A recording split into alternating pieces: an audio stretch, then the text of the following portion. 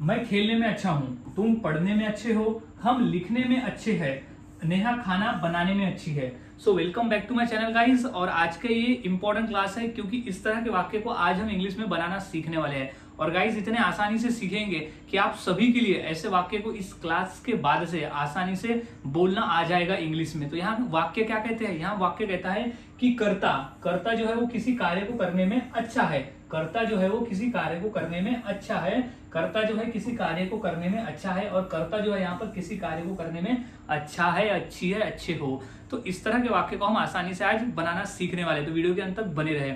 और हाँ गाइस, मैंने ऐसे ही 300 फॉर्मूले भी तैयार किए हुए हैं जो आपको मदद करेगा रोजाना के बोलने में इंग्लिश में। क्योंकि 300 फॉर्मूलेज यानी हर एक फॉर्मूले का मैंने 5-5, 6-6 एग्जाम्पल भी दे रखा है, जिसके आधार पर आप आसानी से उन्हें बना सकते हो और अपने रोजाना के बोलचाल में बोल सकते हो। मात्र 150 रुपीज में आपको यहाँ मिल जाएगा, तो मेरे इस नंबर पर आप कॉन्टैक्ट कर सकते हो। तो गाइज अब समझ लेते कि इस तरह के वाक्य को इंग्लिश में कैसे बनाया और बोला जाता है। तो सबसे पहले हमें समझना होगा फॉर्मूले को, कि कौन सा फॉर्मूला है जिसके आधार पर हम इस तरह के वाक्य को बना सकते हैं। तो फॉर्मूले की बात करते हैं, सबसे पहले आ जाएगा सब्जेक्ट। सब्जेक्ट का मतलब क्या होता है, इसका मतलब होता है कर्ता। सब्जेक्ट यानी होता है कर्ता। अब वो कौन सा कर्ता है जो किसी कार्य को करने में अच्छा है, कौन सा कर्ता है, वो सिचुएशन के हिसाब से आएगा। यहाँ ये फिक्स नहीं है, आप जो भी सिचुएशन के हिसाब से वाक्य को बोलोगे वो सिचुएशन में कर्ता आएगा। अब एम इज आर, अब कर्ता के साथ हमें एम इज और आर को लगाना है। अब ऐसा नहीं है कि हर कर्ता के साथ में आपको एम ही लगेगा, हर किसी के साथ इज लगेगा और हर किसी के साथ आर लगेगा। किसी के साथ एम, किसी के साथ इज और किसी के साथ आर लगने वाला है। तो समझ लेते हैं कि कौन सा सब्जेक्ट है जिसके साथ एम इज आर लगेगा। जैसे हमारा एक सब्जेक्ट हो गया आई यानी मैं, अगर मैं बोलना है तो एम लगेगा, यू बोलना है तो यू आर, वी बोलेंगे तो वी आर, ही तो ही इज, शी तो शी इज, इट तो इट इज, दे तो दे आर। अगर किसी का नाम रहा जैसे राजेश और नेहा तो वहां लगेगा इज। सो गाइज अब हमने समझ लिया कि किस सब्जेक्ट के साथ में हमें एम इज और आर को लगाना है इस टेबल के माध्यम से। अब गुड एट, अब यहाँ गुड एट का ही मतलब होता है कि अच्छा होना। गुड एट का ही मतलब होता है कि किसी कार्य में अच्छा होना। Good at, good at, good at plus V plus ING. अब क्रिया का आईएनजी फॉर्म यहाँ लिख देंगे। क्रिया का यहाँ पर आईएनजी फॉर्म आएगा कि कर्ता कौन से कार्य को करने में अच्छा है, कर्ता किस कार्य को करने में अच्छा है, वो हम आईएनजी फॉर्म में लिख देंगे क्रिया की जगह में। अब प्लस ऑब्जेक्ट बचा हुआ भाग, तो हमारा कंप्लीट फॉर्मूला यहाँ बन रहा है subject am is are plus good at V plus ING plus object. अच्छा हूँ, अच्छा है, अच्छा है, अच्छे हैं, यानी किस कार्य करने में अच्छे हैं। अब फॉर्मूले को समझ लिए, अब हम वाक्यों की प्रैक्टिस शुरू करते हैं। जैसे मैं खेलने में अच्छा हूँ, मैं खेलने में अच्छा हूँ, तो इसकी इंग्लिश क्या हो जाएगी, मैं को क्या लिखेंगे आई, सब्जेक्ट क्या है आई। अब आई के बाद एम इज आर लगाना है तो क्या लगाएंगे एम, तो आई एम, आई एम। अब क्या लगेंगे गुड एट, तो गुड एट के तो मतलब होता है कि अच्छा होना, तो good, good at, good eight, I am good at, good at क्या करने में, खेलने में, तो good at playing. Play, play का आईएनजी फॉर्म क्या हो जाएगा, क्रिया यहाँ खेलना यानी प्ले। अब लेकिन हमें लगाना है आईएनजी फॉर्म, तो प्लेइंग, तो I am good at playing, मैं खेलने में अच्छा हूं।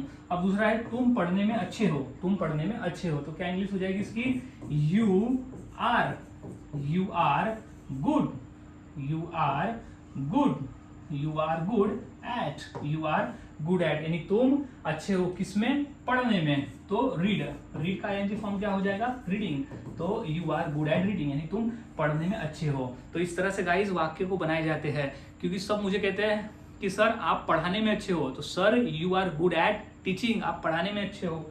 अब अगला और वाक्य देख लेते हैं, जैसे हम लिखने में अच्छे हैं, हम लिखने में अच्छे हैं, तो हम की इंग्लिश क्या हो जाएगी, वी। तो क्या सबसे पहले क्या लिख देंगे, सब्जेक्ट की जगह हम वी।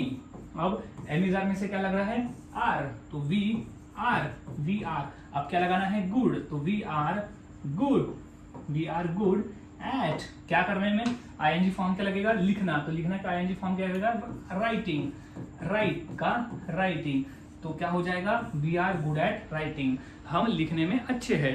अब अगला है नेहा खाना बनाने में अच्छी है, नेहा खाना बनाने में अच्छी है, तो क्या हो जाएगा, सबसे पहले हम लिख देंगे कर्ता कौन है यहाँ पर, नेहा, सब्जेक्ट कौन है यहाँ पर, नेहा, तो नेहा। अब नेहा के बाद क्या लगेगा, इज, तो नेहा इज, नेहा इज। अब क्या लगेगा, good, Neha is good, Neha is good at, Neha is good at क्या करने में, खाना बनाने में, तो क्या हो जाएगा, cooking, Neha is good at cooking, यानी नेहा खाना बनाने में अच्छी है। नेहा खाना बनाने में अच्छी है। तो इस तरह से वाक्य बनते हैं। और वाक्य देख लेते हैं, जैसे राजेश क्रिकेट खेलने में अच्छा है। राजेश क्रिकेट अच्छा खेलता है, वह खेलने में अच्छा है। तो इंग्लिश क्या हो जाएगी यहाँ पर?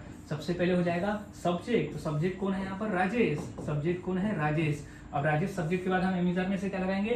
तो वो लगाएंगे इज, क्योंकि जब किसी का नाम आया, जैसे राजेश, नेहा, गौरव, कोई भी नाम हो तो उसके सामने हम इज लगाते हैं। तो नेहा सॉरी राजेश इज अब क्या करने में अच्छा है? क्या में? गुड।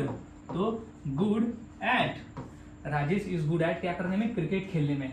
तो प्ले, प्ले का आईएनजी फॉर्म क्या हो जाएगा? प्लेइंग। प्ले का आईएनजी फॉर्म हो जाएगा प्लेइंग क्रिकेट, क्रिकेट खेलने में। तो क्या हो जाएगा? क्रिकेट। तो Rajesh is good at playing cricket, Rajesh cricket खेलने में अच्छा है। अब क्या हो जाएगा? वे बातें करने में अच्छे हैं। वे की इंग्लिश क्या हो जाएगी? दे। सब्जेक्ट कौन सा है हमारा? दे। तो क्या हो जाएगा? दे। अब एमिजार में से हमें क्या लगाना है? तो वो लगाना है आर। तो दे आर क्या हो जाएगा? गुड।